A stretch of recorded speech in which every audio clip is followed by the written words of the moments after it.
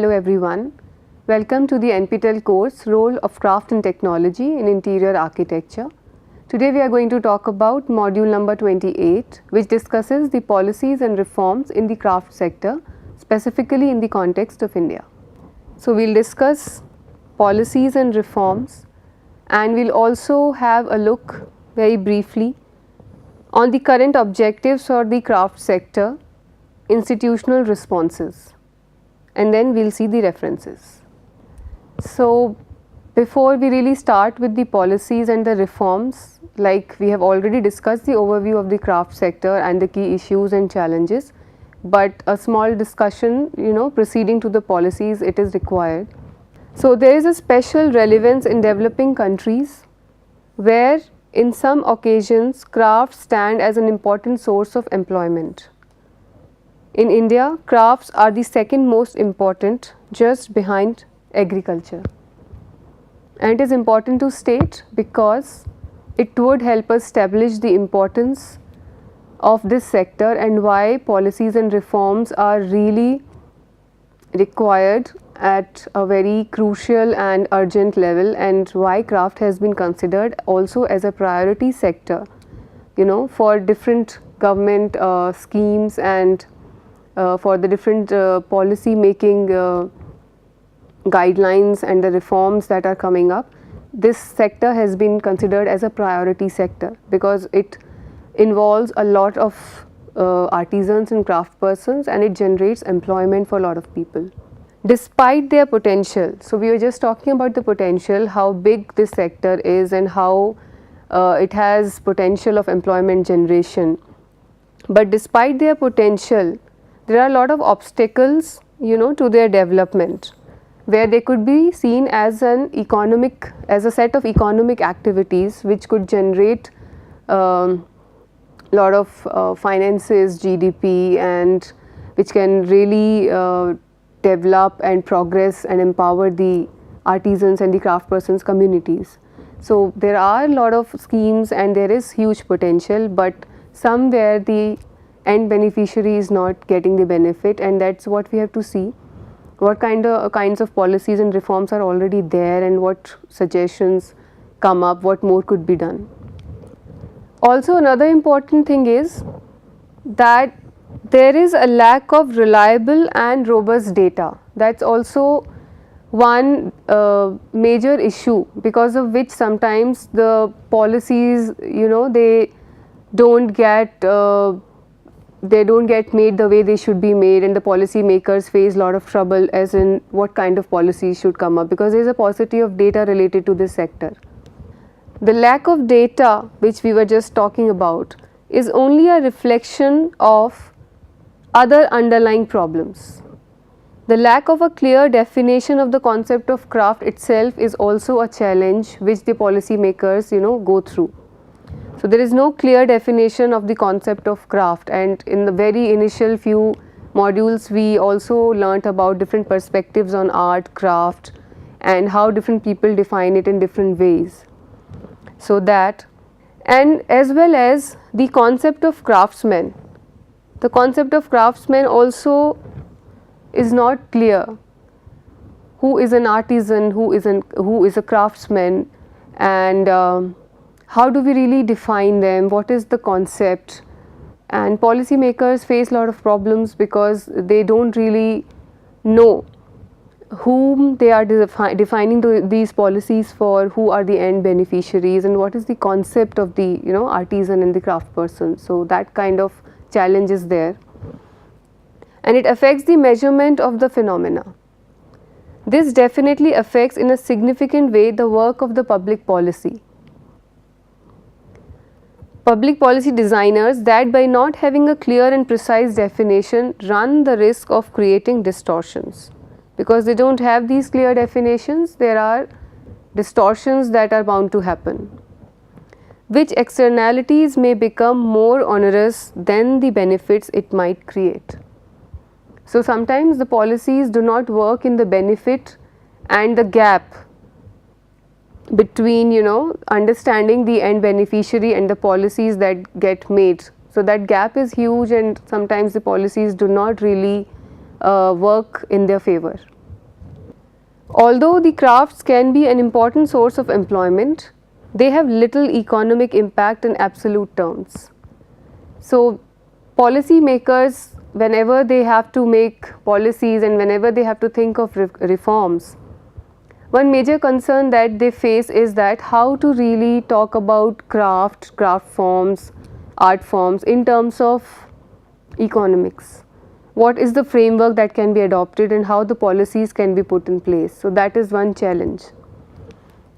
Informality highlights as another of the many obstacles to the development of the craft activity as an economic sector, and we discussed it in the previous module at length. Crafts are outside the statistical system and national accounting, and hence limited significantly the analysis of its impact inside the economy as a whole. Because they are outside statistical system and sometimes the national accounting, it becomes difficult to analyze or describe this sector as economic and to come up with policies which are relevant. The handicraft sector, consisting of the producer, wholesaler, retailer, technicians, including designers, and most importantly the policy maker, because we are talking about the policies and reforms, must begin to look at itself as an industry of the non-industrialized. Now, this is important and this has been discussed by Jaya Jaitley ji again, and she is suggesting how craft could be looked as industry of the non-industrialized and prepared to gear itself up for enormous challenge that lies ahead. Industrialization has conventionally meant the dominance of machine over man and of capital over labor. Crafts, in contrast, can be termed an industry where the machine does not dominate and its very decentralized structure prevents the exploitation by a capitalist. So, that is how Jaya Jaitley ji sees craft as, in terms of an industry where the machine does not dominate and still the most important is the craft person or the creator, and its very decentralized structure prevents the exploitation by a capitalist. And when we start seeing craft in these terms, this is when the relevant policies would come up and the end beneficiary would be the craft person and there would still be the value of the handmade. So, it is very important that while making the policies and reforms, this perspective is kept in mind, and which is also being taken into account already through different schemes and policies which are coming up. It is just that we also have to see how they reach at the ground level and they go to the end beneficiary and not the middleman. Crafts by their very nature are not mass produced. They are known for the customization. So, any policy and reform that celebrates that customization, highlights the potential and empowers the craft person to make the customized products without fearing the competition from the multinationals and the market demands, that would be very crucial and helpful. Crafts can be termed as a decentralized creative industry where the human mind and hand is more important than the small machines and tools they may use. Here the machine is the instrument of the maker, owned by the maker or by the community, and to that extent craft is free of domination and exploitation.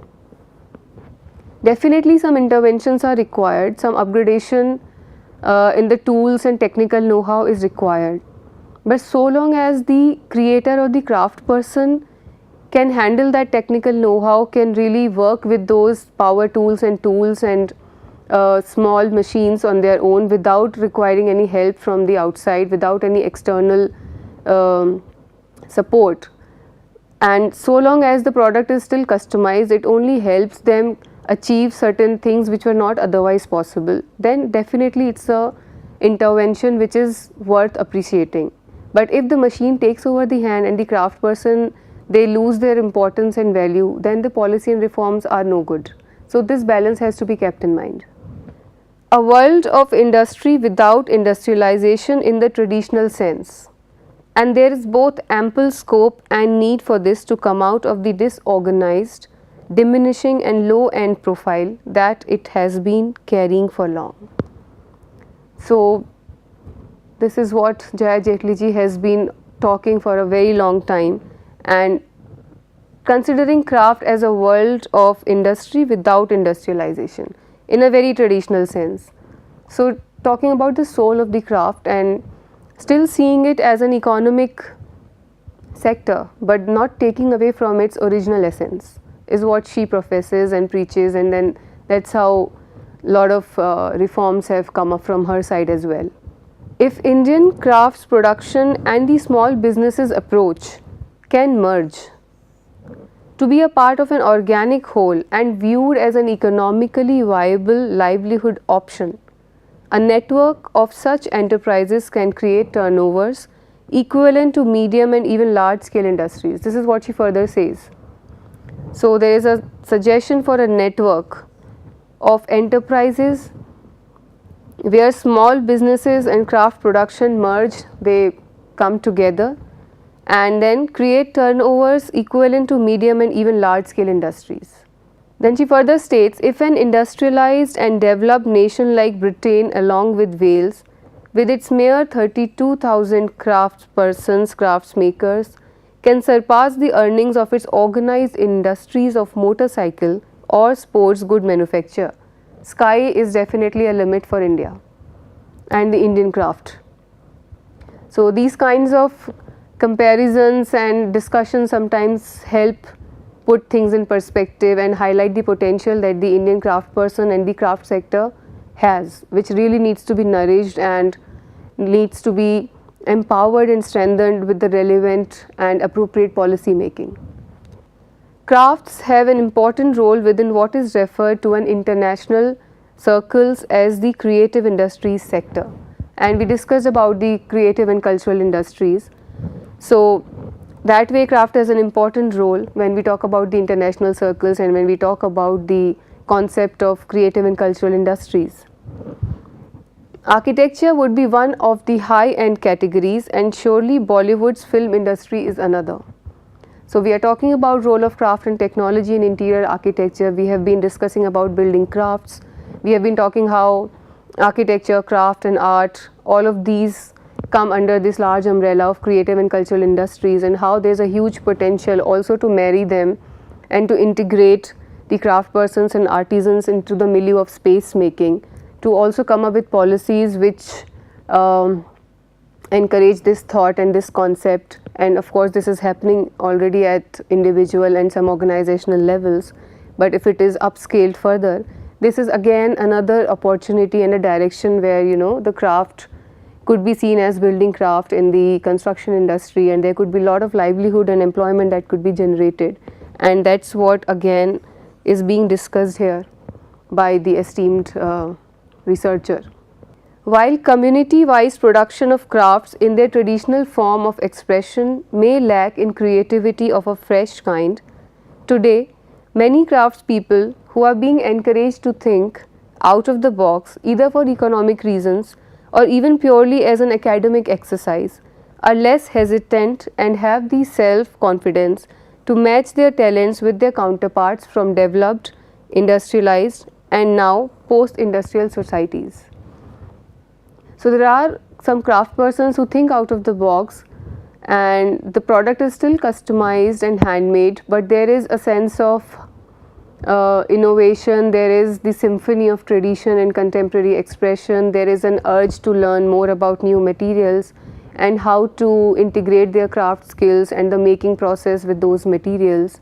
So, these kinds of explorations are definitely being encouraged, and they are producing good results and giving a good market to the craft person who also has this capability of being an entrepreneur, trying these innovative ideas and still not succumbing to the machine and the machine made mass produced products. So, that is one crux which is to be kept in mind.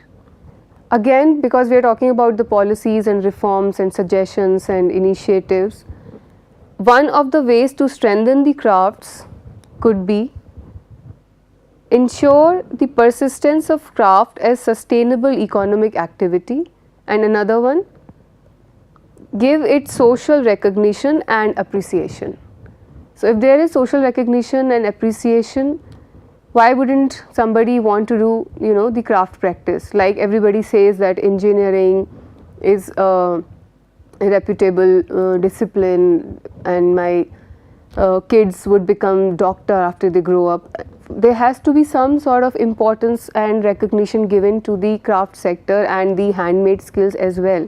One should feel proud that this is also a sector through which one contributes to nation's economy, also gives an identity, and there is a future, there is a good future, there is good scope, there are a lot of avenues of work which are associated with this sector, and education is one sector through which this kind of awareness can be promoted, and it's already happening. And the fact that we are doing a course like this, which has been recognized by MHRD, is itself testimony to what I am saying. And these kinds of initiatives are definitely going to help us connect to each other and gain awareness about the craft sector and its potential, and what kind of work and research is possible, and what kind of economy generation is possible with this. The creation of an artisanal education system in which artisans share their knowledge and skills with apprentices would establish the basis to prepare future generations. And this is very interesting, and this again we are talking about education, how education is a tool to really create this kind of a network and education system and the kind of knowledge transfer. So, a public policy targeted to strengthen the academic offer in crafts would give the crafts a higher formalization and professionalization. This is an interesting policy reform and the model that has been suggested, where the strengthening of academic offer in crafts is the crux and which has been given importance. Now, based on the international context, also an approach like the one that China follows could be very useful, and some researchers have discussed about it, and what they tell is that China follows this 3-step model. So, there is higher education craft program which addresses the young population, the replacement generation of our crafts people. Then there is a training program for employment aimed at the unemployed population as an alternative to generate jobs. And finally, training program inside workplace aimed at current craft persons in order to professionalize and include them in the formal economy. So, this is one sort of model that other countries are also following, and they are taking from the learnings and they are trying to adopt it for their craft sector, and in terms of economic understanding of the sector, and in terms of strengthening it, and in terms of giving livelihood to the craft persons and the artisans community. Now, talking about the case of Vietnam, in a small country like Vietnam, it is the trade department that promotes the entrepreneurial interests of traditional artisans, while other departments simply ensure that raw materials, fuel, and easily accessible marketing systems are provided without fuss and hassle. In a village of wood carvers, huge logs of wood in different varieties can be seen lying on the roadside, so that craftsmen do not have to travel long distances or run from pillar to post to obtain the quota of raw material needed to remain productive and without fighting the timber mafia, as they often have to in India. Now, this is again a very simple policy decision, where the craft person does not have to really run here and there to procure raw material and fight the mafia and the middlemen. And this really encourages the craft persons in Vietnam to concentrate on their production, on their making, on their creativity, and not on all these activities which create a lot of troubles for craft persons in India. So, policy reforms and policy making, they have to be really aligned with these kinds of discussions and decisions, so that the craft persons, they are beneficial, they are benefited by the policy in the true sense, and they don't have to go through a lot of hassles, and their major concentration is on their work and productivity, and not fighting, you know, the middlemen, and the not succumbing to the exploitation and the problems that have been posed at every step. The current government is emphasizing on creative industries and labor intensive jobs. We were talking about the creative industries, and the current government is emphasizing on that. The findings of the craft economics and impact study done by the Crafts Council of India emphasize on the importance of crafts to achieve social and political stability. The major role of women suggesting a level of almost 50% and higher in key craft processes. So, the involvement of women is being emphasized, and policies are coming up which empower women to be a part of craft sector and to do a lot of work and contribute to the nation. Strong hereditary patterns as well as new mobility, considerable dynamism in adapting to change, and changing patterns of remuneration, entrepreneurship and skill within craft communities. So, all these have been really highlighted by the current government and all the policies that are coming up, and it's a very welcome change, and definitely it is showing some results, and we can only hope for the better. Now, according to the National Design Policy, which is given by the Press Information Bureau, it was made in 2007. There is a vision involved, you know, with this policy, and there are a lot of suggestions that have been given. So, to prepare a platform for creative design development, design promotion and partnerships across many sectors, states and regions for integrating design with traditional and technological resources. So, there is a lot of transdisciplinary interaction and a lot of design development by networking which is being suggested here to create a sort of a platform where different people from different disciplines could converge and give their ideas and suggestions, and the designer meets the artisans and people work together. And of course, there are problems with this also, designer meets artisans. There are some issues related to exploitation, but they can definitely be solved, and a lot of people are working with the artisans, a lot of designers are working with the artisans in a very empathetic and very so to say, for their own learning they are working with them, and they really do a lot of interaction, and in the process they give the credit to the craft person. So, there are both good and bad examples, and let us just focus on the good ones. So, as a result, it will generate better employment opportunities and improve the standards of living of the craft persons and the artisans. So, this is one thing that is suggested by this policy. Creation of original Indian designs in products and services drawing upon India's rich art and craft traditions and cultural heritage. This is another, and it will ensure that the innovation is embedded in the ethos of the community, and it is more about value addition rather than snatching away the essence of these art, craft, cultural forms. And this is what we were discussing few slides back, that it has to really celebrate what comes from the hand, that comes from the hand maker, the person who really works on it, the owner, the creator, and the craft product is seen in its pure original form, and it also talks about the identity of our craft traditions, and it also really celebrates the artisan communities and the craft persons communities without snatching away the credit from them. Making India a major hub for exports and outsourcing of designs and creative process. This is another suggestion. Enhancing the overall tangible and intangible quality parameters of products and services through design. And what is important here is incremental innovation. So, incremental innovations leading to social change.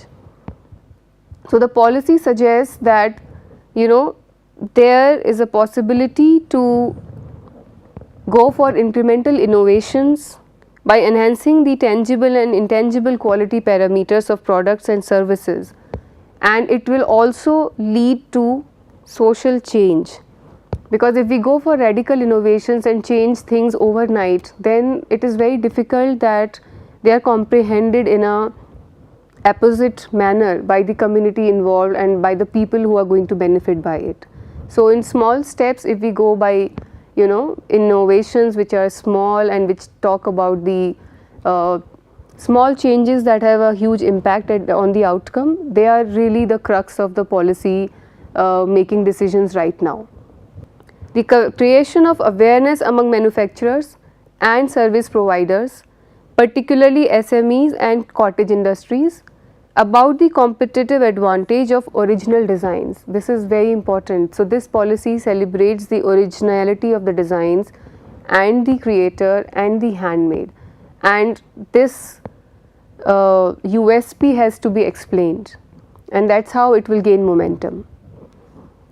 Sustaining and strengthening India's traditional knowledge, skills and capabilities while being sensitive to global heritage. This is an important part of the national design policy.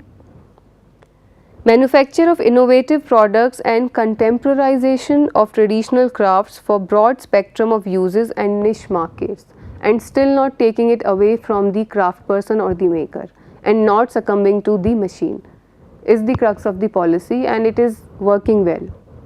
Government is also taking up policies which discuss the importance of integrating art and craft skills in built forms, and this is of special interest to me because I always keep talking about the building crafts and integration of art and craft forms within the milieu of space making, and government is now recognizing this potential and they are trying to come up with a lot of schemes and policies which allow this kind of convergence and knowledge sharing and integration. These policies, once framed, will set up certain percentage of artisans and craft persons to be employed in every project related to built forms. Such laws are already enforced in several other countries, especially Europe. Such policy initiatives will encourage the engagement of arts and crafts at varied levels and create several arenas of engagements for the artisans and craft persons. So this is a new avenue, and the creative and cultural industries model is already talking about this kind of an experimentation or exploration, and there are a lot of policies which have been made in countries outside India, and slowly India is also recognizing this potential, and a lot of individuals and organizations, they already work with this model. They do employ a lot of craft persons and artisans in their projects, and they do a lot of work, sometimes with the working drawings, most of the times without the working drawings, just by their own creativity. And one of my very favorites is the Abhikram architects. They do a lot of work with the artisan craft person communities. Also, in the approach paper to the 12th 5-year plan, it is mentioned that the following sectors are considered as priority sectors for creating large employment in India. And we see the mention of textiles and garments, leather and footwear, gems and jewelry, food processing industries, and of course handlooms and handicrafts. We have been discussing this sector and how important it is in terms of employment generation and the large number of artisan craft person community that it involves. There are several other policies and schemes like Hunar Se Rozgar that emphasize on importance of arts and crafts as way of life as well as industries, and need for innovations to bring social change. Most encouraging is the fact that there does seem to be a consensus emerging in favor of the direction of current government policies and schemes towards supporting small art craft clusters and SMEs and their innovative efforts that are envisioned to bring a social change. So that welcome change is already happening. I'll talk about very briefly the National Skill Development Mission, because we are talking about the policies and reforms related to the skill development, related to the empowerment of the craft sector, and we have had recently the emergence of Ministry of Skill Development and Entrepreneurship, and we all know how important the National Skill Development Mission has been, and it has been working for the rights of the artisans and the craft persons. So this is an important mission which has been formulated, which has been created, and it is aligned with the policies and reforms in the craft sector. The mission has been developed to create convergence across sectors and states in terms of skill training activities. Further, to achieve the vision of skilled India, this is important, this is the vision that this mission follows. The National Skill Development Mission would not only consolidate and coordinate skilling efforts, but also expedite decision making across sectors to achieve skilling at scale with speed and standards. It will be implemented through a streamlined institutional mechanism driven by Ministry of Skill Development and Entrepreneurship. So, we already have this ministry, and a lot of schemes and policies and reforms are being made in this sector, especially the craft sector. Now, the key institutional mechanism for achieving the objectives of this mission, they are divided into 3 tiers. The Governing Council for Policy Guidance, which is at the apex level, a steering committee and a mission directorate along with an executive committee as the executive arm of the mission. Mission Directorate will be supported by 3 other institutions: National Skill Development Agency, National Skill Development Corporation, and Directorate Journal of Training.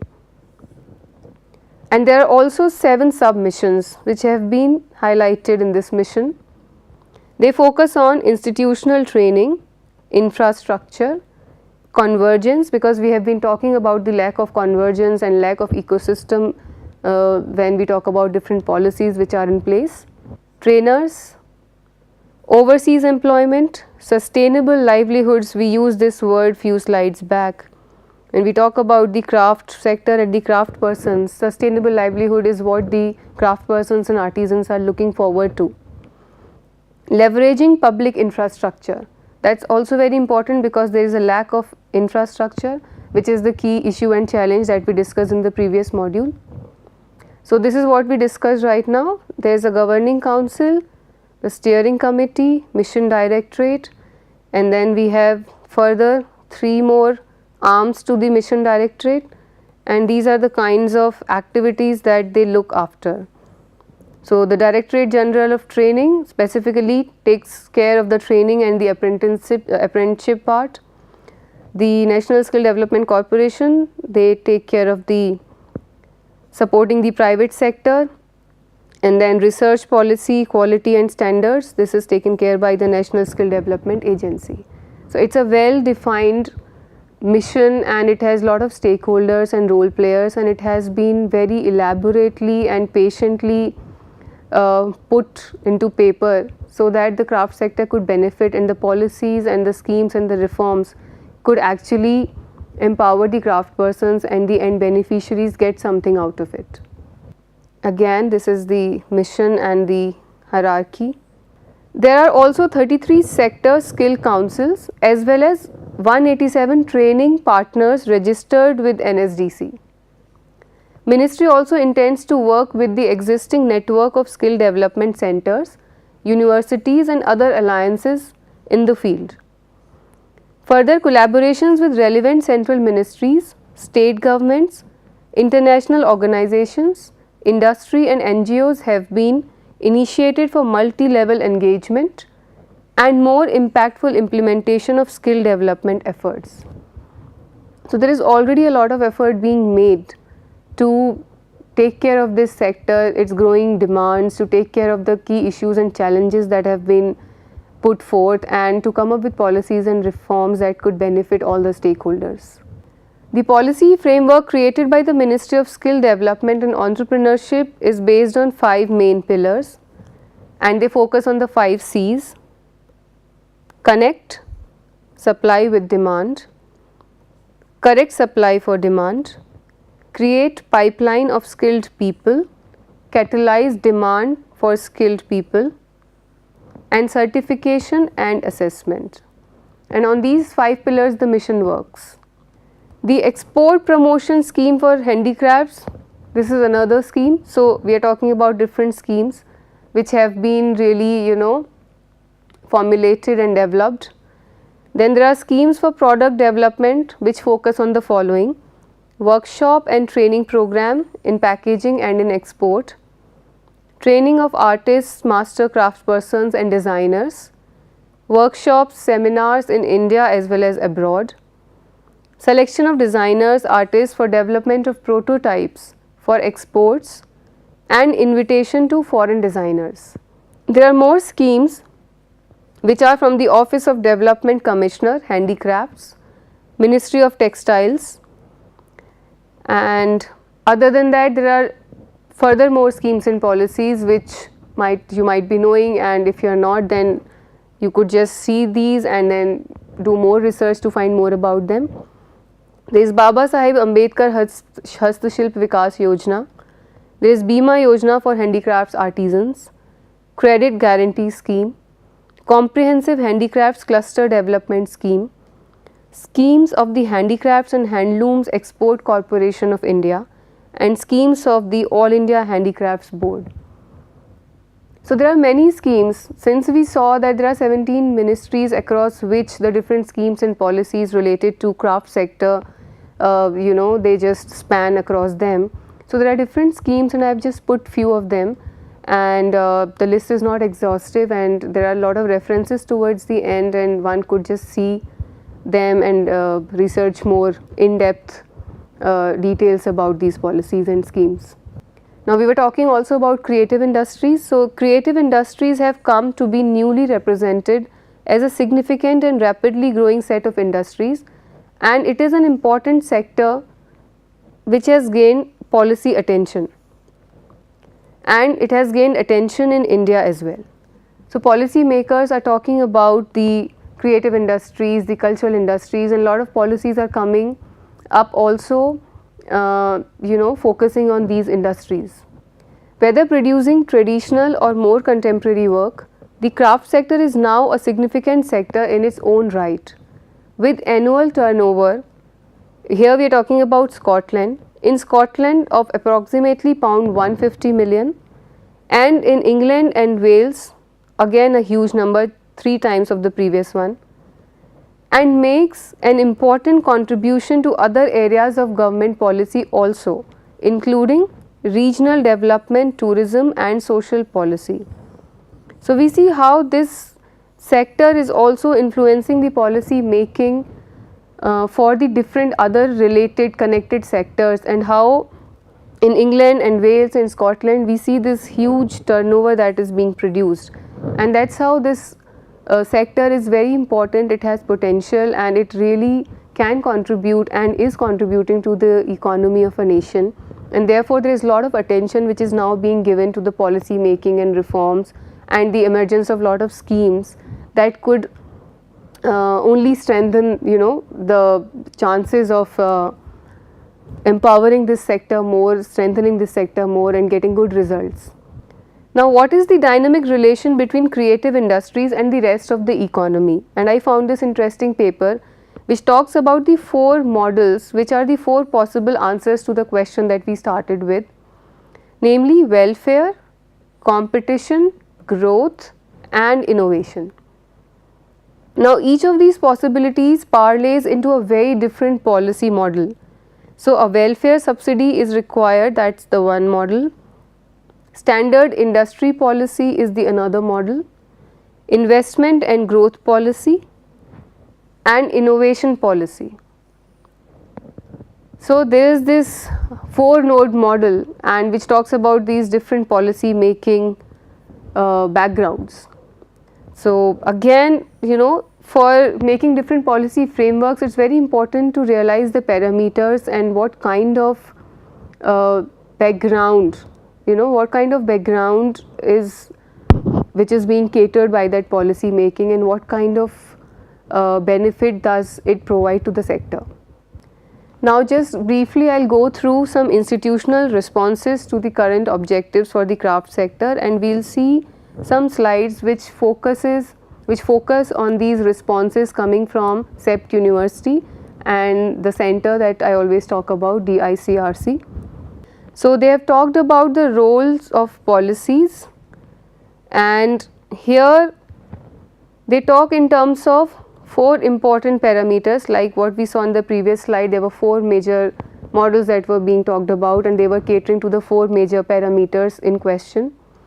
So they are talking about upgrading the social position, and further this could be achieved, you know, by valuing the building of craftspeople in society and by bringing crafts back to education in schools and universities. They also suggest that the role of policies is to inculcate heritage preservation by research, documentation, preservation and disseminating the craft knowledge, and generating awareness among society for the traditional crafts. And they are specifically talking in terms of building crafts, which we have discussed a lot. Also another role, generate innovation and development, foster economic sustenance. So they have come up with this identification of parameters and also suggestions and the kind of important roles that the policy making should adopt, and then accordingly the policy framework should emerge. And they talk about key factors and suggestions for considerations. So policy formation to begin with, then policy awareness, policy implementation and also policy assessment. So lot of policy formation happens at the government and non-government level. The policy awareness needs to be really worked out, because lot of artisans and craft persons and also the people who are not from this background but are interested in this sector or somewhere are stakeholders, sometimes even they are not aware of these policies. Then of course the policy implementation, what exists on paper, how does it reach on the ground level? And then of course this is very important, how does one assess the policy? How much does it really work and what is the assessment? So these 4 steps are very important when we talk about policy making and reforms and the execution of schemes. They also talk about craft sustenance through collaborative efforts and linkages. So the parameters of the policies that the ICRC is suggesting, in that one of the crucial thing that they focus on is the craft sustenance through collaborative efforts and linkages and network creation. And so if craft is here at the core and it has these active linkages and all the stakeholders are connected and the strong network is formed which allows the sustenance. The ICRC talks about other key factors for consideration, and the policy parameter here in focus are the people. So when we talk about people, craftspeople database and directory. So who are these people? Until and unless there is a directory of the craftspeople and there are ways to connect to them, to know about them, to access them, how is one going to get benefit? Collaborative data collection process, free access to the craftspeople data, and skill mapping and analysis for the upgradation. So this is one thing that they have suggested. Now talking further about the key factors for consideration and taking craft knowledge as the key parameter, it is very important to understand various craft typologies and regional variations. Historical, cultural and social importance of crafts, knowledge resource dissemination through multiple mediums, and intangible oral knowledge mapping and its transfer. And they have been doing all these works, and few projects I was myself involved earlier while I was working with this center, and it's a phenomenal output. Like if we get to know about these knowledge systems and there is some mapping of the typologies and variations, it is a sort of a repository and a knowledge hub, and one gets that kind of important data, and once the data is available, the knowledge is available, there are ways to connect to the craft persons, to go to those communities, work together, create a symphony of tradition and contemporary expression, work on innovations and come up with sort of models and products that could be really absorbed in the market, and the livelihood is generated for the craft persons and the communities involved, also recognizing the researcher or the designer who is involved in the process. So it's like an ecosystem, it's like a network with different linkages, and all the stakeholders are getting benefit out of it, and the output is like very profound and beneficial to everyone. So it's a very detailed out policy framework and set of recommendations. So I'm not going very deep into that. So seeing another factors for consideration, they talk about the value associated to the craft and then how they really map and understand it and create repository for that. Also taking infrastructure at the center, what kind of infrastructure, the kind of workspaces need to be created for the craft persons, and how the resource sharing happens, and what are the different methods that have been adopted in the center. That's again another framework which is being followed there. And now talking about the process, again the different kinds of processes involved, the tools which go into the making, the time consumption, who all at what stage, how much work happens, and what is the duration, and what are the different methods and tools that have been adopted for this framework and to create repositories out of it. This is another slide that discusses that. Talking about the products, traditional products, their socio-cultural importance, talking about their cultural significance and celebrating their value in their original form, and suggesting innovations, coming up with different kinds of new innovative methods. Then talking about market, of course, which is very important when we talk about the policy making. So different kinds of markets, consumer profiles, product development, different kinds of networks which need to be put in place for marketing, and different methods that have been adopted in this center. That kind of framework is being discussed here. Then of course education is a very important tool, and integrating crafts in the formal education sector, we discussed about it in few previous slides, and theoretical and technical knowledge about crafts and different training and different activities being organized. Innovation which is required today to move ahead in the sector and to come up with different forms which are now contemporary and more acceptable in the market. So mapping innovation, establishing the collaboration that generates this innovation, different kinds of applications of digital innovation for the craft, and lot of empowerment to the craftspeople, giving them a better standard of living. So after discussing all these policy frameworks, the institutional reforms, the cases from India and also some cases from international scenario, still one of the major challenges that we see in the Indian context is again the challenge to achieve convergence of policies and schemes to optimize production and marketing in a manner that will benefit the most vulnerable members of the value chain, that is producers and their families. So I am repeating this slide, but it's important. So somewhere in the previous slides we talked that now there is a welcome change and government is thinking about converging policies and creating an ecosystem, and it's good that it is happening, but still because it's a very fragmented sector and lot of policies exist across the 17 ministries under which the sector falls, there is still a lot of effort which is required to create the convergence of these policies and to optimize them to gain benefit and to empower the craft persons. Next time we are going to talk about the gaps, and let's quickly see the references now. So these are specifically for this lecture which I found very important. We talked about the case of Scotland, public policy of crafts in Mexico, some more references, and the other ones which are consolidated, and I always put them in all the lectures.